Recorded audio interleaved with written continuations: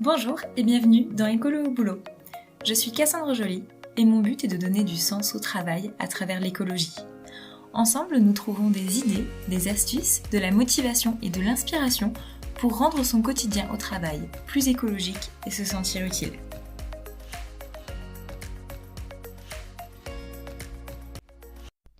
Bonjour et bienvenue dans un nouvel épisode d'Écolo au boulot. Et c'est un épisode un petit peu particulier parce qu'en fait, je vais reprendre une conférence à laquelle j'ai participé il y a quelques semaines maintenant. C'est une conférence qui s'appelle Virage et qui a été organisée par des étudiants qui sont en Master 2, Management de l'innovation sociale à l'école 3A à Lyon. Donc ils ont créé une table ronde et le but, c'était de partager des réflexions sur la transition écologique et solidaire du monde professionnel. Donc ils ont invité 4 professionnels, entrepreneurs, intrapreneurs, chefs d'entreprise ou salariés comme je le suis. Donc ce que vous allez entendre aujourd'hui, c'est la conférence que j'ai condensée. Elle durait 3 heures. Donc là, vous allez avoir en un peu plus d'1 heure le condensé de ce qui s'est dit. Il y avait beaucoup de choses très très intéressantes, très inspirantes. Donc vous entendrez les voix d'Anaïs et Vincent, qui sont les élèves qui ont animé cette conférence avec brio. Et puis ensuite des 4 invités qui se présenteront dès le début de la conférence. C'est parti! Merci à tous d'être présents aujourd'hui afin de partager un petit peu la vision de la transition dont on vous parle aujourd'hui. On va accueillir effectivement 4 professionnels qui ont agi dans leur entreprise afin de faire évoluer un petit peu les choses. Donc, on accueillera avec nous notamment Caroline Félix, qui est directrice générale et cofondatrice de La Ruche Industrielle. Donc, bonjour Caroline, merci d'être présente. Bonjour. Bonjour. On aura aussi avec nous Cassandre Joly, qui est salariée au sein du parc industriel de la Plaine de l'Ain et créatrice également du podcast Écolo au boulot. Bonjour Cassandre. Bonjour. Également avec nous Étienne Touvenot, qui est cofondateur des Petites Cantines et ancien responsable innovation sociale au sein du groupe SEB. Donc bonjour Étienne. Bonjour. Merci à vous 3 d'être présents. On accueillera également un petit peu plus tard Pascal Bossan, qui est, elle, fondatrice de Bossan Conseil, c'est une entreprise spécialisée en gestion de patrimoine et également auteur du petit manuel pour l'entreprise, Comment agir pour le climat. Voilà, donc merci à tous d'être présents encore une fois. Nous, effectivement, ce qui nous intéresse, c'est que de savoir un petit peu quelles sont vos entreprises et de connaître un petit peu le monde professionnel dans lequel vous évoluez, chacun. Et donc, ce qui vous a incité, vous, à proposer du changement au sein de vos entreprises. On va peut-être commencer par Cassandre, si vous voulez bien, pour votre entreprise. Donc, parler un petit peu de vous. Ok, ça marche. Je travaille pour le parc industriel de la Plaine de l'Ain et la communauté de communes de la Plaine de l'Ain sur des missions qui sont très liées au développement durable. Je m'occupe de mobilité pour les salariés, du plan climat et énergie territoriale, qui est un plan de développement durable sur plusieurs années pour la collectivité. Et puis j'ai des missions de communication et de développement de services. Et je me suis rendu compte que même si le but de mon travail, c'était le développement durable, c'est ce qui me plaisait, je trouvais beaucoup de sens dans ça, au final, ma manière de travailler au quotidien, notre manière de fonctionner en entreprise, elle avait rien d'écologique, quand bien même mon entreprise est plutôt engagée en termes de RSE. Donc je me suis renseignée sur en fait, ce que je pourrais faire au quotidien pour rendre mon quotidien au travail plus écolo. Très simplement, en fait, j'ai tapé écologie au travail sur Google, j'ai parcouru tous les liens des 20 premières pages, j'ai tout recensé. Il y avait plein d'idées dans des thèmes très différents, comme gérer sa pollution numérique, la mobilité, j'étais déjà complètement dedans. Je fais un périple de vélo, train, voiture pour limiter mon empreinte carbone pour aller au travail. Et en fait, ça m'a donné beaucoup de joie de découvrir tout ce qu'on pouvait faire, en fait. En plus, même sans travailler dans le développement durable. Et j'ai eu envie de partager ça. Donc, j'ai créé un blog qui s'appelle Écolo au boulot, dans lequel je me suis dit, je vais partager tout ce que j'ai découvert, tout ce que j'ai recensé, comme petite solution à mettre en place sur l'utilisation du papier, l'utilisation de nos ordinateurs, le ménage dans les bureaux, enfin voilà, tout ce que j'avais pu trouver qui est facile à mettre en place. Et puis depuis l'été dernier à peu près, j'ai commencé un nouveau format en podcast. Je parle toujours de conseils pour agir dans son entreprise, que ce soit à son propre niveau, des éco-gestes en fait qu'on peut mettre en place en entreprise, ou alors des projets qu'on peut mettre en place avec ses collègues ou au sein de l'entreprise. J'interviewe aussi souvent des salariés qui ont déjà mis en place des actions. Je trouve ça très inspirant, et puis parfois aussi des experts qui apportent un point de vue sur un sujet. D'ailleurs, j'ai déjà interviewé Pascal qui arrivera tout à l'heure, l'auteur du livre Comment agir pour le climat en entreprise. Donc voilà, un petit peu comment ça s'est fait pour moi. C'est parti d'une envie, d'un besoin personnel, et puis ensuite, j'ai eu envie de le partager. D'accord, très bien. Donc, c'est pas parti d'un constat, enfin, en tout cas, c'est parti d'envie personnelle et non pas d'un constat en entreprise. Eh ben, merci beaucoup, Cassandre. On peut donner la parole à Étienne. Est-ce que vous voulez présenter ?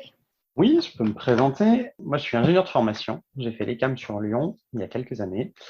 Ça fait 20 ans que je travaille dans le groupe SEB avec un parcours très varié. J'ai commencé en production. J'avais vraiment envie de travailler avec des gens directement en production. J'ai fait ça pendant 3-4 ans, ou peut-être 5, je ne sais plus. Voilà, où j'ai encadré jusqu'à 150 personnes à fabriquer des cocottes minutes en Bourgogne.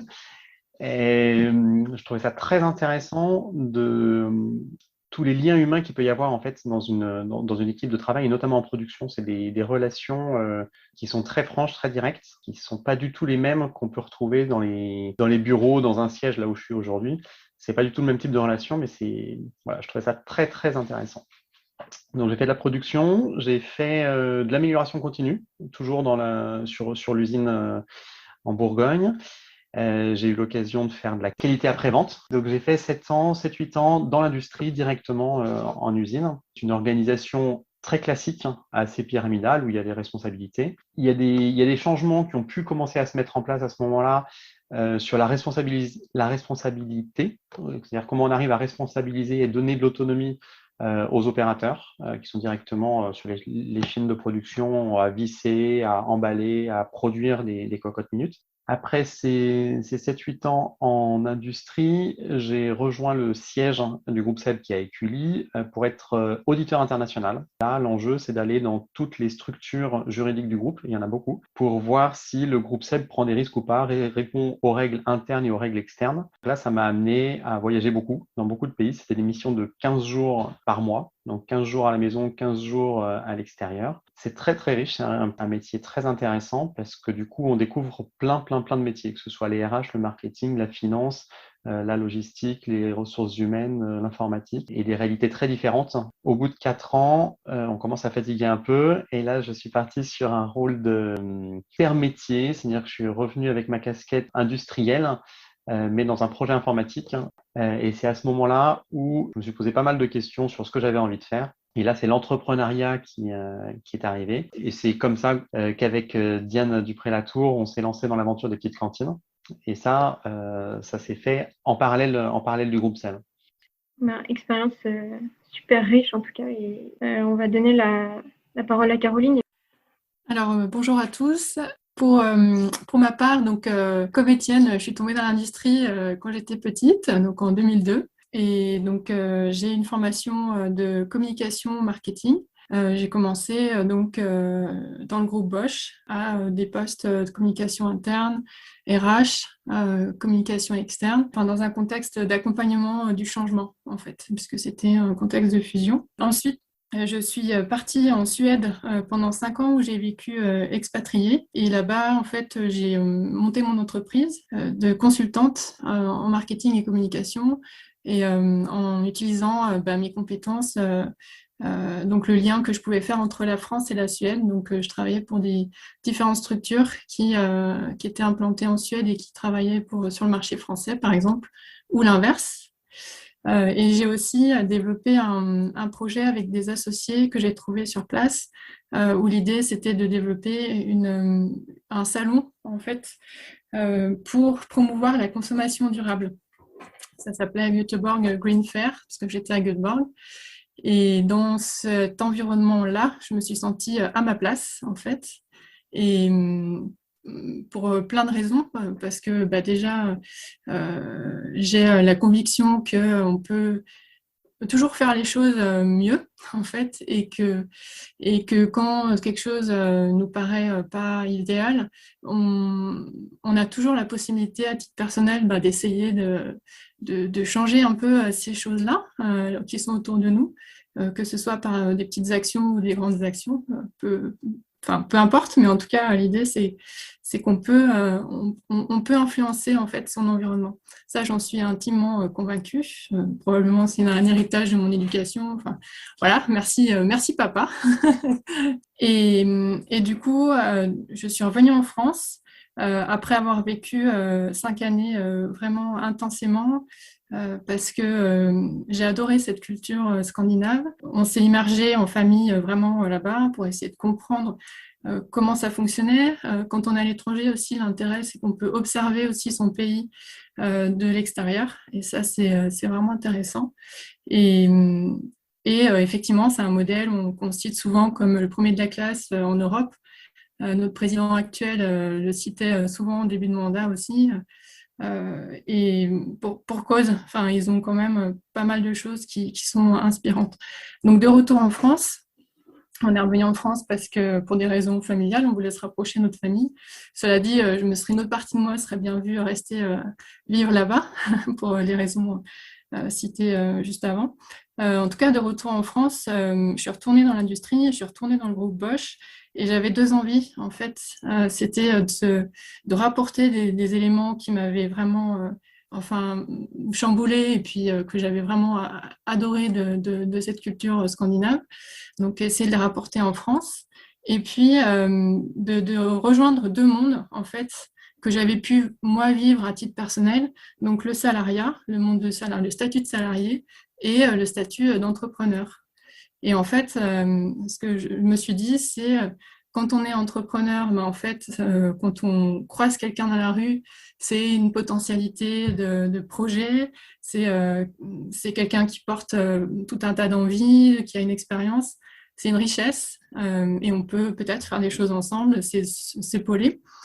Quand on croise un collègue, je parle de façon générale, pas forcément pour moi évidemment, mais en général, c'est pas toujours c'est un peu un empêcheur de tourner en rond, ou peut-être le coup d'avant, il nous a piqué la remettre de papier, donc voilà, qu'on avait payé sur notre section. On ne voit pas toujours comme quelqu'un avec qui on va faire des choses.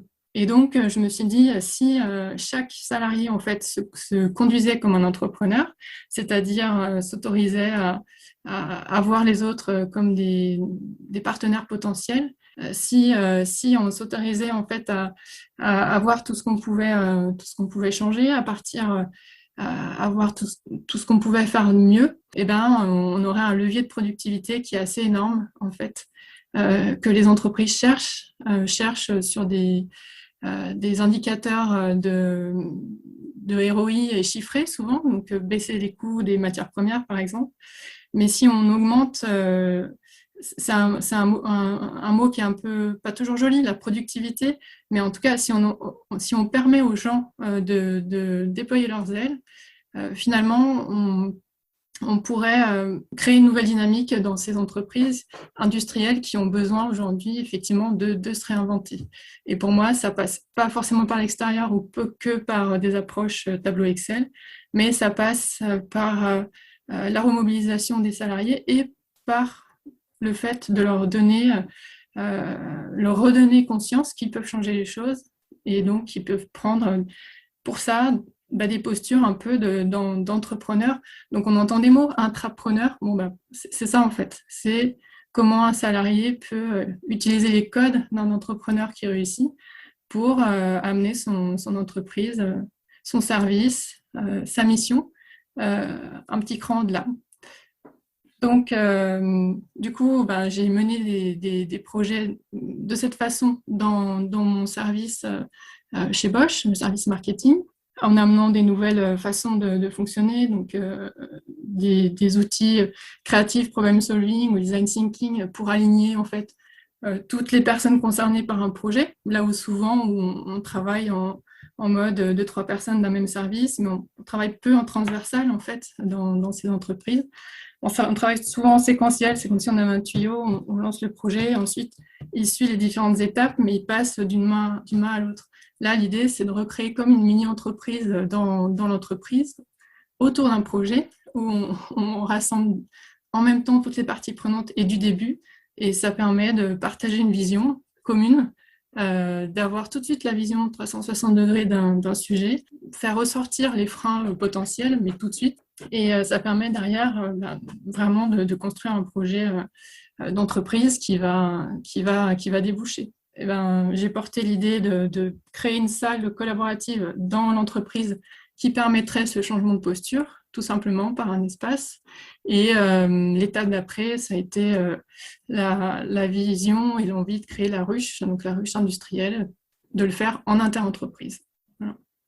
Et c'est ce qu'on fait aujourd'hui à la ruche. On essaye, à notre petite échelle, de changer les choses de l'intérieur, dans l'industrie, parce qu'aujourd'hui, elle a besoin d'évoluer et elle est impactante sur l'environnement et sur les enjeux environnementaux qui nous concernent tous. Et donc, il faut s'atteler aujourd'hui, pour moi, à aider l'industrie actuelle à se transformer. Merci Caroline. Bonjour Pascal, merci d'être présente également à ce live. Donc effectivement, la question qu'on se posait aujourd'hui, c'était à savoir connaître un petit peu l'environnement professionnel dans lequel vous évoluez et pourquoi vous avez choisi, donc en fait, qu'est-ce qui vous a incité à vous tourner vers la transition écologique et solidaire notamment. Merci et bonjour à tous. Alors de mon côté, je dirige une entreprise de conseil en gestion de patrimoine depuis presque 20 ans que j'ai créée. Et depuis 6-7 ans, je suis engagée dans l'investissement responsable et la finance durable. Là, on pourrait en parler pendant des heures. C'est un vaste sujet, on n'en est qu'au début. Et ce qui est intéressant, c'est qu'il y a vraiment beaucoup d'impact sur ces métiers. Voilà, et encore une fois, je pense qu'on n'en est qu'au début du chemin. Et en fait, lorsque je me suis intéressée à ces sujets-là avec mes collaborateurs, il y a 6-7 ans, je me suis dit que c'était très bien de proposer une offre en fait à nos clients, donc de faire bouger les lignes de notre business, mais que c'était important d'avoir une cohérence et en interne aussi de faire notre part. Alors moi, j'appartiens à la catégorie des TPE, c'est-à-dire les entreprises avec moins de 10 collaborateurs, parce qu'on est 6. Et évidemment, lorsqu'on est une petite entreprise, on n'a pas de responsable RSE. Moi, la responsable, je ne savais même pas ce que ça voulait dire. On n'a pas de responsable de développement durable en interne. Et donc, qu'est-ce qu'on peut faire lorsqu'on est une PME ? Je précise au passage que les PME représentent une partie extrêmement importante du tissu économique français. Plus d'un salarié sur 2 travaille dans une petite entreprise. Donc, c'est important aussi de faire bouger les lignes des petites entreprises. S'il y a seulement les grandes entreprises qui bougent, évidemment, ça ne fera qu'une partie du chemin. Et donc, avec mes collaborateurs dans mon entreprise, je me suis dit, donc, qu'est-ce qu'on peut faire, notamment sur la partie environnementale. Et j'ai trouvé que c'était compliqué finalement de savoir par quel bout commencer, de savoir que faire, quoi faire. Et donc, voilà, j'ai cherché, j'ai essayé avec mes collaborateurs de mettre en place tout un tas de choses. Donc, ça a commencé bien sûr par le sujet très simple d'arrêter les bouteilles en plastique.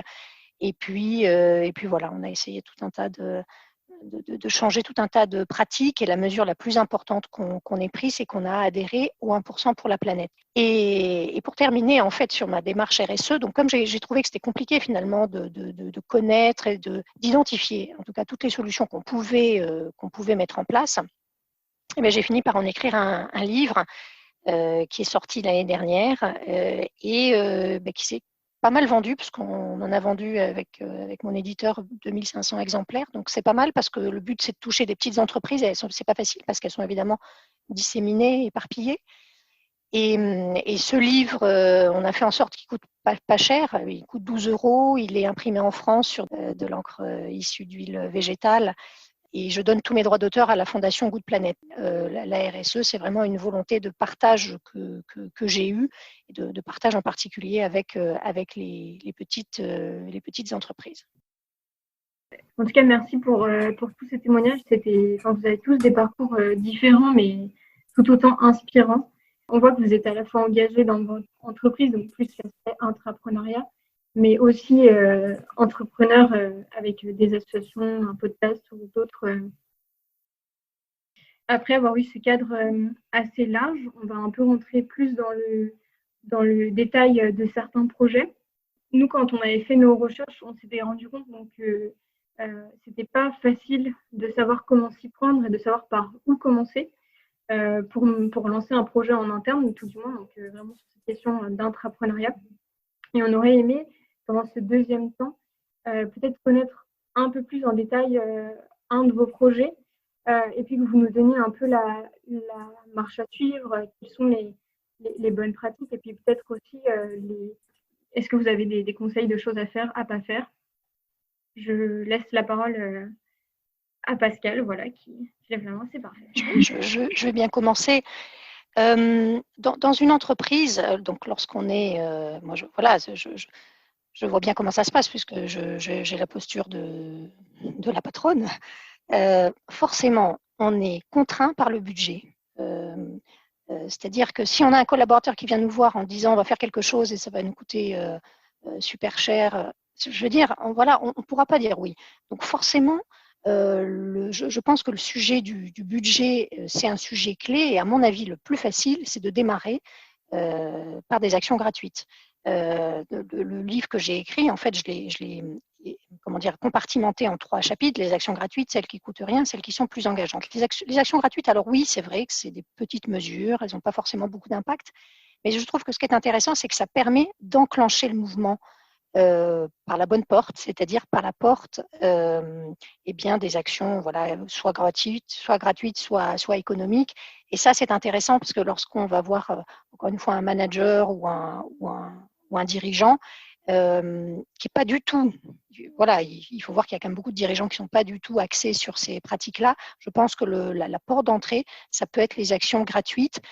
Et une fois qu'on est dans la place, une fois qu'on a constitué un groupe de travail, une fois qu'on a constitué un collectif, qu'on met en place des choses, forcément on pourra basculer sur des choses plus impactantes. Mais ça peut être une idée, en tout cas, de démarrer par des actions gratuites. Donc ça peut être dans une petite entreprise, ça peut être choisir une police de caractère économe en encre, ça peut être faire attention aux pratiques numériques responsables, c'est-à-dire ne pas acheter des ordinateurs neufs, mais des reconditionnés, etc. Donc des mesures D'ailleurs, du matériel informatique reconditionné, c'est pas une petite mesure, hein, c'est tout à fait impactant.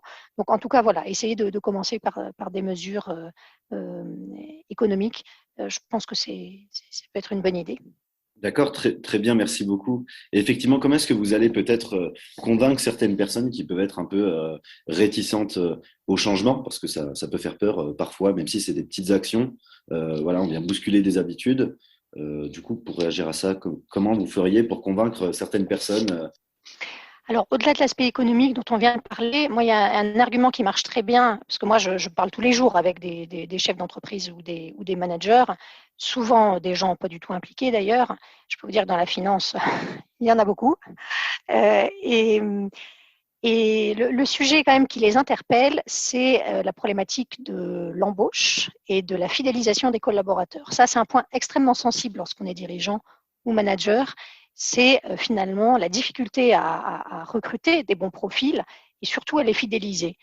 Et donc, lorsqu'on évoque ce sujet-là et lorsqu'on dit, tu sais, vous savez, on a plus de mal à recruter, on a plus de mal à fidéliser, à garder une dynamique et finalement à motiver les troupes. Ça, c'est un sujet qui est extrêmement entendu et écouté.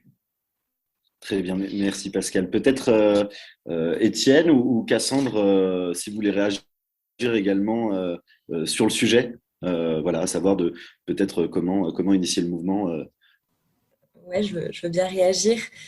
Ce que j'ai remarqué dans mon propre cas, et ce que du coup j'explique dans Écolo au boulot, c'est que Il y a plusieurs niveaux d'implication quand on veut s'engager, quand on veut initier une démarche.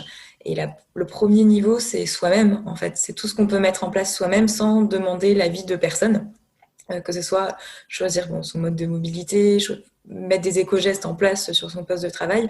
En fait, il y a besoin de l'autorisation de personne et il y a déjà beaucoup de choses qu'on peut mettre en place et qui sont souvent des choses qui sont gratuites en plus. Enfin, c'est plutôt assez simple. Après, il y a une deuxième étape qui est plus de lancer des démarches avec des collègues ou au sein de son service, au sein de son couloir, de son étage, enfin, en fonction de son lieu de travail. Et pareil, ça peut être ne serait-ce que de s'échanger des films, de s'échanger des livres, des articles avec des collègues sur des sujets à impact. C'est pareil, c'est facile, ça ne coûte rien et ça permet parfois d'enclencher des projets. Dans mon cas personnel, par exemple, ce que j'ai mis en place dans mon entreprise assez facilement, c'était, par exemple, on imprime parfois des documents, on se trompe et il y a du coup le verso qui est encore blanc. Donc, c'est mettre un bac à brouillon. J'ai récupéré un vieux bac qui traînait dans un coin, j'ai marqué brouillon dessus, servez-vous. Et j'ai lancé la démarche comme ça hyper facilement. J'ai demandé l'autorisation de personne parce qu'en fait, des fois aussi, on se met des freins soi-même. On se dit qu'il faut demander l'autorisation alors qu'en fait, franchement, les managers, quand on va leur demander est-ce que je peux prendre un bac pour faire un bac à brouillon, oui, vas-y, fais ce que tu veux. Enfin, on s'en fiche, c'est pas très grave. Et au pire, ça aurait pas fonctionné, c'était pas grave non plus, j'aurais essayé. Mais bon, là, dans les faits, mes collègues étaient plutôt contents de sauver, entre guillemets, leurs impressions ratées et de réutiliser du papier à brouillon. Et il y a des projets sur lesquels j'ai voulu tout de suite être plus ambitieuse. J'avais très envie de mettre en place un jardin partagé sur le parc industriel où je travaille, en me disant on a plein d'espaces verts, pourquoi pas en utiliser un bout pour faire un jardin. Donc j'ai essayé de faire une petite réunion avec des salariés qui étaient intéressés en passant par les réseaux sociaux. Et en fait, on s'est rendu compte que c'était hyper compliqué et la marche était un peu trop grande là pour la peine. Et je me suis rendu compte qu'en effet, c'était trop ambitieux. On n'avait même pas je me suis dit, on n'a pas de pots aromatiques dans notre cuisine, ne serait-ce que avoir un dépôt de basilic, etc., des choses comme ça. Et s'en occuper, c'est peut-être déjà un premier pas avant de commencer à faire un jardin partagé qui est un projet de plus grande ampleur. Il faut vérifier qu'on soit capable d'arroser notre basilic avant de commencer pour simplifier.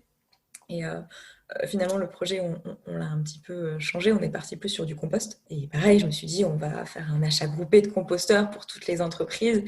Et en fait, c'est compliqué de toutes les démarcher une à une, de se mettre d'accord sur un modèle, sur un prix. Et en fait, on se dit, on va commencer par nous-mêmes. On va prendre un composteur pour nous, pour notre structure. Ça ne coûte pas très cher. Je crois que ça doit coûter 40-50 euros, quelque chose comme ça. Un composteur de bonne qualité. Et en fait, on a commencé comme ça, puis on en a mis un deuxième.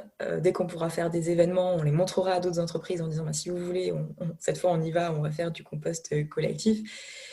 Pour moi, on peut entraîner les personnes comme ça via des projets qui ont du sens, des projets qui sont sympas aussi. Il ne faut pas essayer de mettre la barre trop haut tout de suite. Parfois ça marche, et franchement tant mieux. Mais il ne faut pas être trop forcément ambitieux tout de suite. Et la stratégie un peu des petits pas, d'y aller étape par étape, c'est aussi une bonne stratégie. Ça permet de créer un mouvement sans mettre la pression aussi par rapport à une direction ou des collègues qui seraient un peu réfractaires. Merci beaucoup Cassandre pour du coup ces petits compléments également super intéressants. Étienne, vous voulez réagir aussi?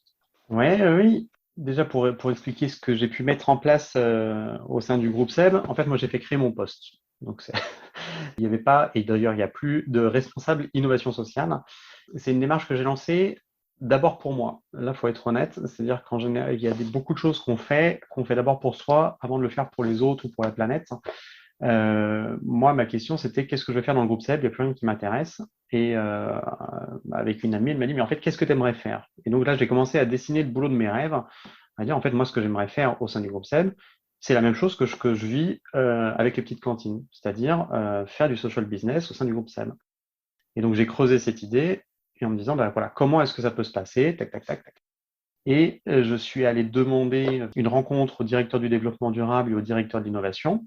Et je leur ai fait une proposition de dire, moi je vous propose de venir booster toutes les propositions qui sont déjà dans les tiroirs quelque part, mais dont personne ne s'occupe, pour faire émerger du social business à l'intérieur du groupe SEB. Ça part déjà d'un objectif personnel, en disant qu'est-ce que moi j'ai envie de faire. qu'il faut, c'est réussir à lever ses propres peurs, c'est-à-dire ne pas attendre que ce soit l'entreprise qui le fasse, et dire en fait, moi, je peux faire des propositions. C'est ce que vient de dire Cassandre. En fait, il y a plein de choses qui sont permises, et notamment le fait de demander. On a le droit de demander. Et c'est souvent ce qu'on ne fait pas. Alors, parfois, on n'a pas besoin de demander, il faut le faire. Et puis, sur d'autres choses, en fait, on a le droit aussi de proposer des choses et puis de voir si les gens acceptent. Ensuite, ça ne fonctionne pas à tous les coups. Moi, je pense que ce qui a fonctionné, c'est... Il y a plusieurs choses. Il y a qui fait la demande et pourquoi on l'a fait. C'est-à-dire que je pense que j'étais crédible en interne par rapport à mon parcours professionnel. C'est-à-dire que dans différents postes, j'avais les compétences requises, etc. Donc, je donne satisfaction. J'ai plutôt une bonne réputation interne, professionnelle. Ensuite, je crois qu'il y a les valeurs. C'est-à-dire, est-ce qu'on est reconnu et légitime sur les valeurs qu'on porte? C'est-à-dire que je pense que Cassandre aussi, elle est identifiée dans son espace comme une personne qui est attentive sur les problématiques sociales, sociétales, environnementales. Et ça se sait. Et donc, quand on arrive avec une proposition, en fait, c'est crédible. On sait que la personne, c'est pas une idée comme ça en l'air. Et puis, l'autre crédibilité, c'est que moi j'avais et sur laquelle j'ai joué, c'est, je leur ai dit, mais regardez ce que je fais à l'extérieur. À l'extérieur, on est en train de monter un truc. On était, alors c'était le tout début des petites cantines, mais on était dans le processus Lyon Startup. On a eu le second prix. Et ils voyaient que ça marchait. Donc, j'étais crédible pour pouvoir porter cette proposition. Mais ensuite, il y a encore autre chose, à mon avis, qui est important à prendre en compte, c'est la culture de l'entreprise. C'est-à-dire qu'on ne peut pas proposer n'importe quoi dans n'importe quelle entreprise. Chaque entreprise a sa culture et on ne peut pas casser les codes aussi rapidement que ça. On peut hacker, le hacking, le corporate hacking, ça existe, il faut le faire, mais en fait, ce qui fonctionne, c'est quand on joue avec la culture de l'entreprise. Donc moi, par exemple, la proposition que j'ai faite au groupe SEB, c'est une solution, et là, c'est Pascal qui en parlait, sur les coûts. C'est-à-dire que les coûts, l'entreprise ne va pas accepter d'un seul coup de mettre 100 000 euros, 200 000 euros sur quelque chose. Moi, ce que je leur ai proposé, c'est que le coût, en fait, c'était moi, mon salaire. Et encore, je faisais une demande de congé partiel pour création d'entreprise pour m'occuper des petites cantines, donc j'avais plus que 3 jours chez SEB. Et pour diminuer le truc, c'est que je suis allé voir 2 responsables, donc je leur ai dit, en fait, vous partagez les coûts en 2. Donc, en fait, 1 jour et demi sur chacun des départements, ça fait plus grand-chose, en fait. Et pour encore aller plus loin, c'était une expérimentation. Donc, je leur ai dit, voilà, on expérimente, et puis si au bout d'1 an, 1 an et demi, ça ne marche pas, on l'arrête. Donc, ils prenaient 0 risque, en fait. Le budget, c'était quasiment nul pour leur département respectif. Et puis ensuite, ce n'est pas moi qui allais faire toute la masse de travail. On allait proposer à des salariés volontaires de s'investir sur ces projets. Et moi, je les encadrais en leur proposant des méthodes, notamment liées aux startups. Tout à l'heure, Caroline parlait de design thinking. Voilà. Comment on utilise des méthodes qui ont fait leurs preuves. Comment en 3 mois, ça c'était l'objectif, en 3 mois, on venait défricher un sujet potentiel de social business pour le groupe SEB, avec des salariés qui allaient consacrer entre 2 heures et 4 heures par semaine pendant 3 mois, mais ça coûte 0 à l'entreprise. Donc voilà, il faut réussir à jouer pour introduire des notions comme ça dans les entreprises pour que ce soit acceptable par l'entreprise et par les salariés. Ok, merci Étienne. On laisse la parole du coup à Caroline. Merci Caroline.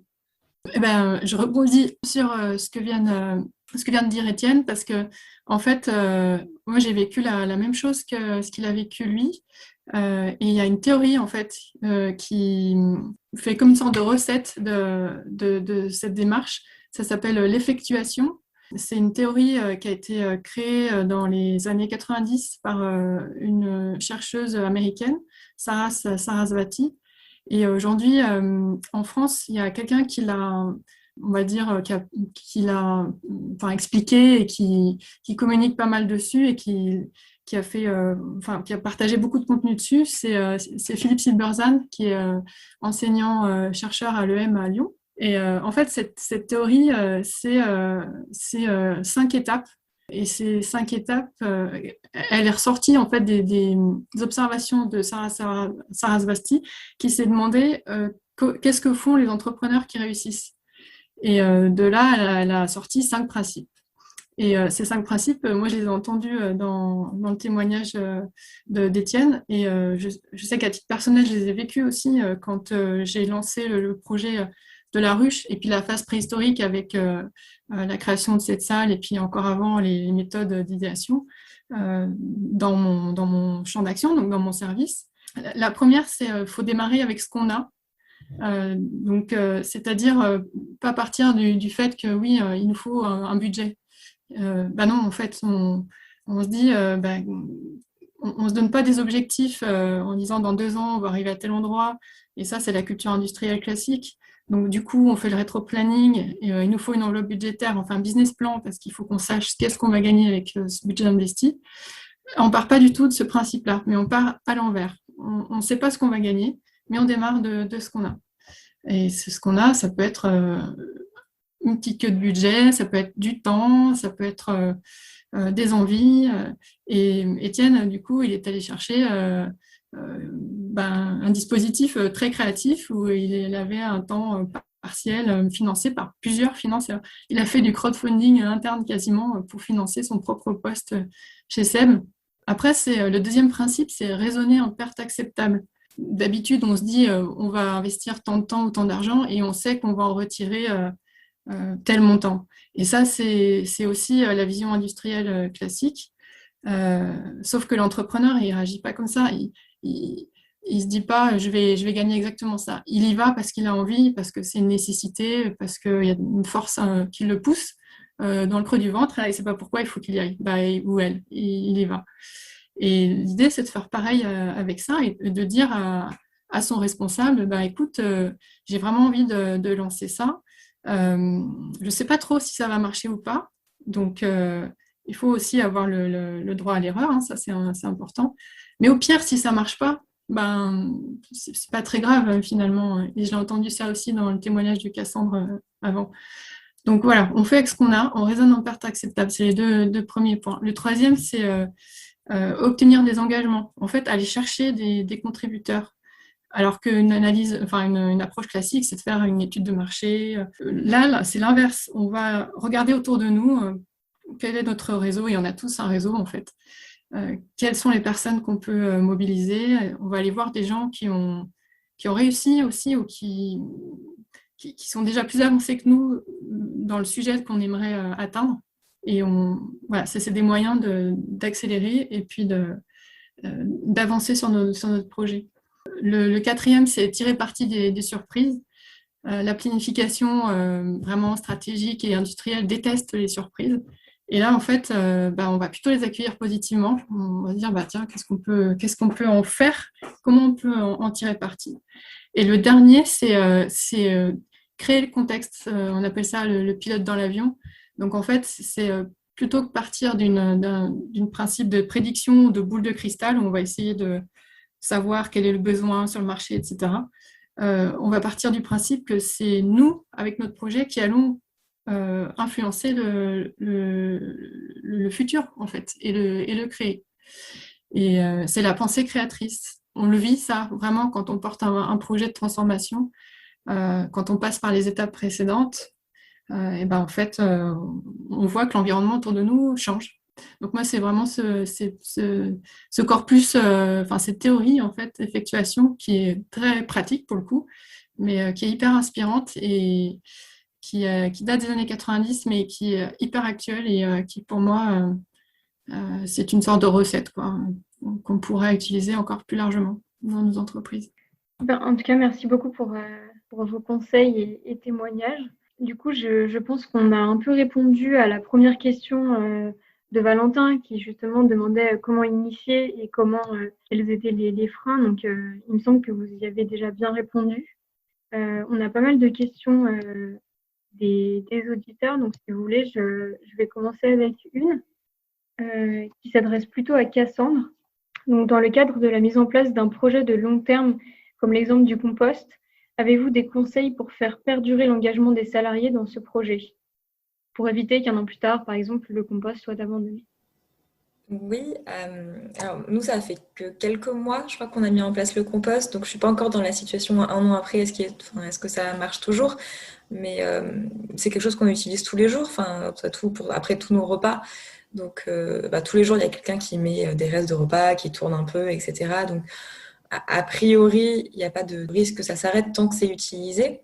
Et puis sinon, il y a aussi le fait de créer des événements autour. Par exemple, le jour où on pourra récolter le compost, on a déjà décidé qu'on le mettrait dans nos plantes vertes à l'intérieur de notre structure. C'est quelque chose qu'on fera ensemble. Et puis, on a un moment dans l'année, par exemple, où on a des ateliers autour de la biodiversité. Ça va être l'occasion de raccrocher le compost dans ce cadre-là. En fait, l'idée, c'est déjà de continuer à l'utiliser, garder un groupe actif. Alors, c'est vrai que nous, on est 10 dans ma structure, donc c'est assez facile de mobiliser les personnes. Mais ça peut être des permanences, par exemple. Si vous êtes dans une grande entreprise, tous les mardis midi, c'est la permanence au compost. Et ça permet de discuter avec les personnes. Ça permet de garder un engouement dans le temps et qui va au-delà juste du fait de composter, parler de sujets super variés une fois qu'on aborde le thème du compost. Merci Cassandre. Pascal, vous voulez réagir également? Oui, sur le sujet de faire durer l'engagement, je trouve que c'est un sujet qui est intéressant et qui n'est pas facile, parce que c'est vrai qu'on a tendance à vouloir mettre en place un certain nombre de choses. Et justement, je pense qu'une des problématiques, c'est que lorsqu'on essaie de mettre en place trop de choses en même temps, justement, le risque, c'est de s'essouffler rapidement et de ne pas faire durer les projets dans le temps. Donc, je pense que le conseil, c'est justement d'essayer d'y aller peut-être moins vite que ce qu'on aimerait, mais un peu plus progressivement, et surtout de se donner des points fixes dans le temps. Par exemple, lorsque j'ai initié la démarche, donc il y a 6-7 ans, avec mes collaborateurs, en fait, on s'est dit qu'on allait parler du sujet environnemental tous les trimestres. Voilà, et donc on s'est fait un petit point tous les trimestres pendant les 3-4 premières années. Et puis maintenant, on en parle peut-être 2 fois par an, mais en tout cas, le fait de se dire, on a un point où on va pouvoir dialoguer, parler que de ça et pas parler business et pas parler autre chose. Ça oblige à mettre le sujet au-dessus de la pile pendant quelques instants. Ça permet aussi de se répartir les sujets en disant ça n'a pas marché, qu'est-ce qu'on peut faire? Est-ce que l'idée finalement était bonne ou pas? Et ça, il y aurait telle idée supplémentaire, qui veut bien s'en charger, etc. Donc ça peut permettre de se répartir les sujets, de mettre ce sujet-là encore une fois au-dessus de la pile. Donc pour moi, c'est vraiment essayer à chaque fois qu'on évoque un sujet, essayer d'avoir un point de rencontre planifié dans son agenda, même si c'est lointain, mais voilà, pour être sûr de ne pas oublier ces sujets-là, peuvent paraître secondaires pour certains. Très bien, merci Pascal pour le complément. Du coup, on avait une question également donc, pour Étienne. Et du coup, c'était dans le cadre d'une industrie manufacturière. Comment gérez-vous toutes les filières de recyclage, tous les déchets liés à la production? Et comment amoindrir donc le poids environnemental de la production? Alors, ce n'est pas directement mon sujet, mais je le connais quand même. Ce qui est intéressant, c'est dans une entreprise, c'est de regarder les impacts et où est-ce qu'ils sont. En fait, l'empreinte écologique du groupe SEB, elle n'est pas sur la production. Elle est sur l'utilisation des produits. Comme une voiture, ce n'est pas la production de la voiture qui est problématique, c'est l'utilisation de la voiture. C'est là où on va utiliser le plus d'énergie et on va… Voilà. Donc, en fait, la première démarche environnementale, entre guillemets, du groupe SEB, c'est de travailler sur la diminution de la consommation des appareils. Comment on passe d'une bouilloire de 2000 watts à une bouilloire de 1500 watts avec les mêmes performances, etc., etc. Donc déjà, il ne faut pas se tromper sur quel sujet il faut travailler. Même s'il faut travailler sur tous les aspects, il y a des effets de seuil qui font que vaut mieux travailler sur les choses qui ont le plus d'impact. Ensuite, dans les usines, c'est très facile à gérer les déchets parce qu'on les maîtrise complètement. En fait, une fois qu'on a embouti une cocotte minute, on a découpé du métal, le métal, on l'a. Donc, on le met dans une benne à métal, il est recyclé, et là, il y a zéro problème. Le problème, il est plutôt quand le produit part de chez nous et qu'on n'en a plus la maîtrise. Et là, la problématique, c'est comment les utilisateurs, en fait, eux, vont bien mettre leurs produits à recycler. Donc, les entreprises comme SEM, en fait, payent les organismes de recyclage, etc., etc. Mais le seul problème, c'est entre le moment où nous, on le vend et l'entreprise de recyclage, il faut que l'utilisateur, le consommateur, lui, fasse l'acte d'aller apporter son produit dans ses centres de tri. Voilà, pour répondre très rapidement. Très bien. Merci Étienne. Je crois qu'on avait une dernière question et c'était donc du coup pour chacun d'entre vous. Et du coup, quelles sont les principales motivations que vous identifiez chez les individus qui s'engagent au sein des entreprises? Donc ça va être principalement des motivations éthiques peut-être, ou alors est-ce que le changement il est lié à la pression croissante des consommateurs, des acheteurs? Pour moi, de ce que je peux constater autour de moi, et puis j'ai 40 ans, alors je ne sais pas si c'est un âge charnière où on se pose un peu au milieu de vie, où on se pose des questions sur ce qu'on a fait et ce qu'on veut faire de la suite. En tout cas, ce que je constate, c'est une quête de sens qui est très forte, en fait, dans les gens de mon âge et plus globale, en fait, dans l'entreprise en général. Ce que j'ai pu vivre aussi, et ce que je peux voir aussi qui se passe encore dans les entreprises, c'est qu'il y a eu des process, et là je parle plutôt pour les ETI et grandes entreprises, des process qui sont mis en place pour atteindre l'excellence opérationnelle et puis qui fait que les produits qu'on achète aujourd'hui sont de très grande qualité et ont des prix quand même très bas. En tant que consommateur, on est quand même assez ambivalent, on est bien content de payer les choses pas très chères en fait. Et avec un niveau de qualité qui est assez équivalent d'une marque à l'autre aujourd'hui, sur l'iFi, etc., nos smartphones. Mais du coup, ces process, ils ont déresponsabilisé, enfin, ils enlèvent justement la possibilité aux gens à la fois d'agir et même, c'est plus grave, ça leur a enlevé l'habitude ou l'autorisation qu'ils peuvent se donner eux-mêmes, en fait, de penser qu'ils peuvent agir. Donc, du coup, il y en a qui vivent ça différemment. Alors, on entend des burn-out, on entend des quête de sens, c'est des mots qu'on entend quand même pas mal. Et du coup, je pense qu'il y a un énorme besoin de beaucoup de gens de retrouver de l'impact dans leur travail. Et ça a été, en plus, je pense, accentué par la crise Covid, où il y a eu ce moment un peu de conscience collective, de partage collectif, de discussion autour de cette thématique-là, et qu'il faut inventer quelque chose de nouveau.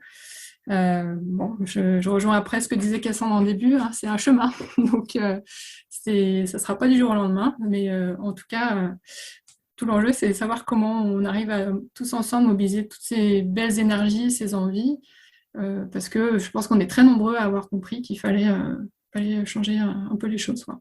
Ok, très bien. Merci Caroline. Anaïs, oui, une question. Une dernière question.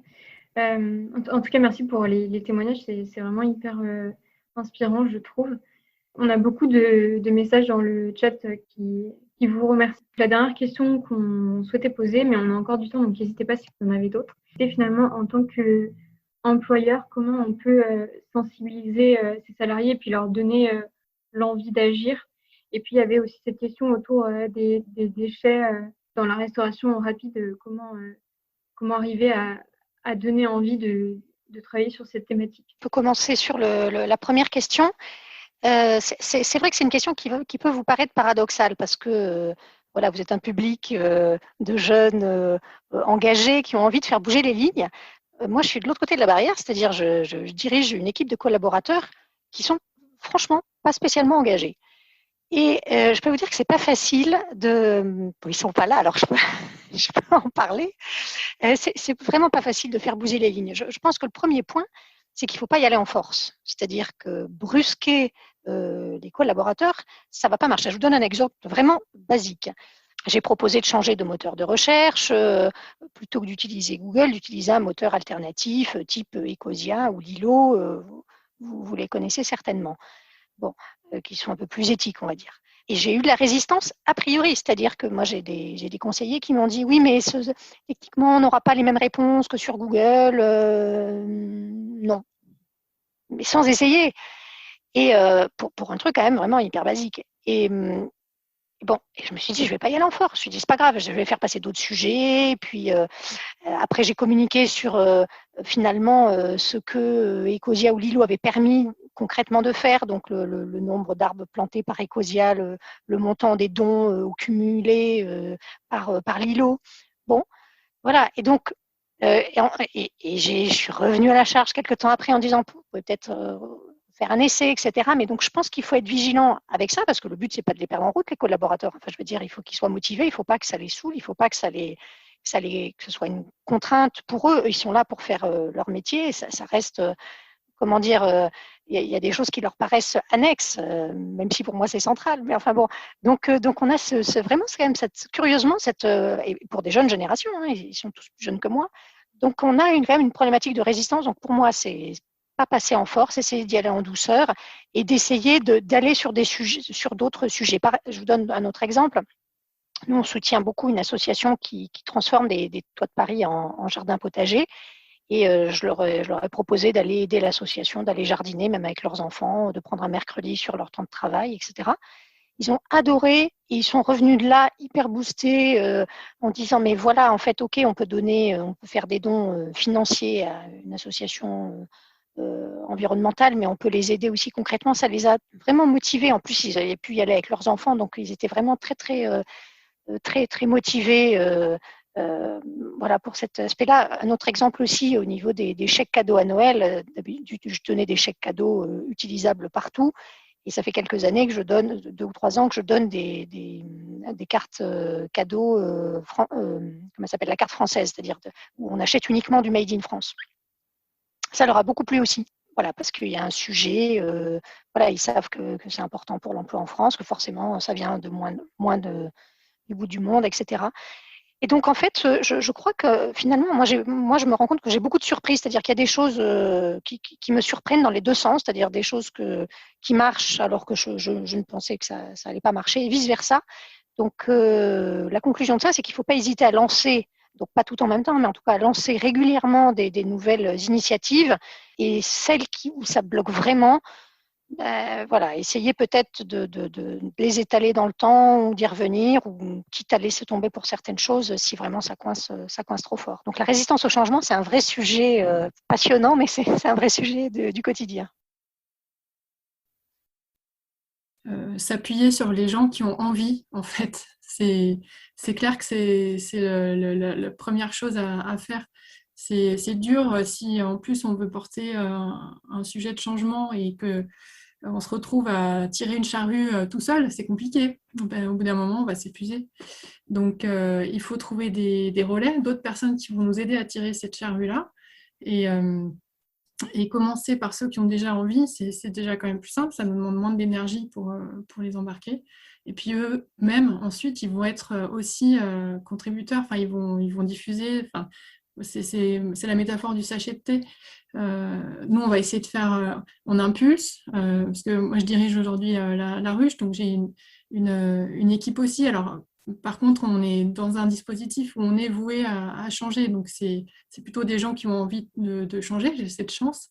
Mais du coup, je pense qu'en tant que leader d'une équipe, ce qu'on peut faire, c'est proposer une idée, impulser, et puis s'assurer que l'eau, elle chauffe autour. Un sachet de thé, si on le met dans de l'eau froide, il finit toujours par infuser, mais il prend plus de temps. Donc voilà, créons les conditions favorables à ces changements-là. Et puis, appuyons-nous sur les gens qui ont envie, et puis ces gens-là, ils vont embarquer les autres. Et puis ceux qui sont certains, et parfois il y a une catégorie de très, très réfractaires, et il y en a, ils iront jamais. Et puis certains, parmi eux, une fois qu'ils ont opéré une transformation, puis ils se sont dit, bah tiens, si en fait ça m'intéresse, et ben alors eux, pour le coup, ça devient des super contributeurs, et ils vont amener encore plein d'autres personnes. Merci Caroline. J'aime beaucoup cette image du sachet de thé. C'est assez imagé et je trouve que ça fait sens de dire qu'on n'a pas besoin de toucher au début les réfractaires, mais plutôt les personnes qui nous entourent. Et puis petit à petit, le changement va infuser. Ça prend du temps, et ce qui est important, c'est la persévérance au final, d'accepter que parfois ça prend plus de temps que prévu ou que ce qu'on aurait aimé ou imaginé, mais il faut être un peu obstiné. Et puis se dire que voilà, si on est convaincu que c'est un bon chemin, il faut continuer et donner le temps au temps aussi. Bon, la nature autour de nous, elle ne change pas du jour au lendemain, donc on fait partie de ce monde organique, donc voilà, on est soumis aux mêmes règles. Bon, effectivement, pour ceux aussi qui ne savent pas comment s'y prendre, on espère qu'on vous aura peut-être donné quelques clés, quelques leviers pour la suite. Également, on a 2 personnes ici qui n'ont pas trop le soutien de leur direction. Je crois qu'on a un petit peu répondu à cette question tout à l'heure en essayant de les convaincre et de leur apporter en fait directement des réponses. Oui, avec la notion de cohérence, que ça reste dans la culture d'entreprise, mais apporter quelque chose qui a fait ses preuves. On a un peu abordé cette question, c'est vrai. Sur le soutien de la direction, il y a aussi des changements qu'on peut mettre en place. Ce qu'on disait aussi il y a quelques dizaines de minutes, on peut mettre des choses en place sans le soutien de la direction. Il y a plein de choses qui se passent aux échelles inférieures. Je ne sais pas, Cassandre, si vous voulez réagir aussi sur la première question du fait que ça prend du temps. Oui, ça prend du temps, surtout quand c'est pas notre métier, qu'on n'est pas mandaté pour ça. Il faut prendre du temps supplémentaire pour le faire. Et des fois, ça demande de mettre en place des projets peut-être moins ambitieux ou plus petits, ou le découper. Mais en effet, il faut persévérer. Et ok, il faut être d'accord avec le fait que ça prend du temps et on n'est pas tout puissant.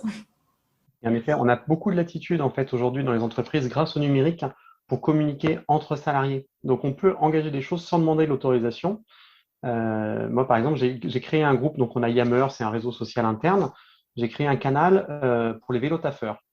Donc je connaissais 5 à 10 personnes qui soit venaient au boulot en vélo, soit qui voulaient venir en vélo. Donc je les ai juste invités au truc. Ça fait 3 ans, je crois. Aujourd'hui, il y a 100 personnes qui se sont inscrites. Je ne les connais pas toutes, mais du coup, ça s'engage. Et il y a des conseils qui se passent. Tiens, est-ce que tu peux m'accompagner pour la première fois pour faire mon trajet? Et c'est un phénomène qui s'emballe tout seul. Voilà, il suffit de... J'ai demandé l'autorisation à personne. Et ce qui est très rigolo, c'est qu'aujourd'hui, en fait, les services généraux du groupe SEB m'appellent parce qu'ils ont envie de déplacer le garage à vélo, ils veulent savoir où le mettre parce qu'ils veulent surtout... Voilà. Donc, vous devenez le référent alors vous n'avez rien demandé à personne. C'est super intéressant comme exemple. On va conclure cet événement. Merci beaucoup à tous. Est-ce que chacun, vous avez peut-être un dernier mot rapidement ou un conseil pour notre génération? Je ne sais pas si Cassandre, vous voulez commencer.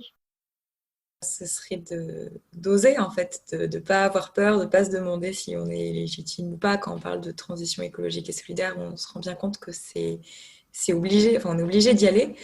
Donc il faut y aller avec toute sa force et on est complètement légitime parce que de toute façon il n'y a pas le choix. Donc c'est parti. Merci. Caroline? Oui, je dirais y aller sans a priori, avec des collègues à qui on n'aurait peut-être pas pensé, des âges différents aussi, il faut y aller sans a priori. Ok, merci. Et Étienne? Moi, je dirais 2 choses. Le premier, c'est écoutez-vous, c'est-à-dire écoutez ce qui résonne en vous, les causes qui vous sont sensibles et vos besoins. Voilà, vous avez toute une vie, mais voilà, vos besoins ils vont évoluer dans le temps et c'est comme ça que vous pouvez construire.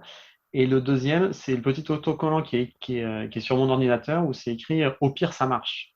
Voilà, plusieurs fois, il y en a qui ont dit « Au pire, ça marche pas ». Non, en fait, au pire, ça marche. C'est-à-dire que voilà, on s'en fout. On y va et puis on voit ce que ça donne, on teste.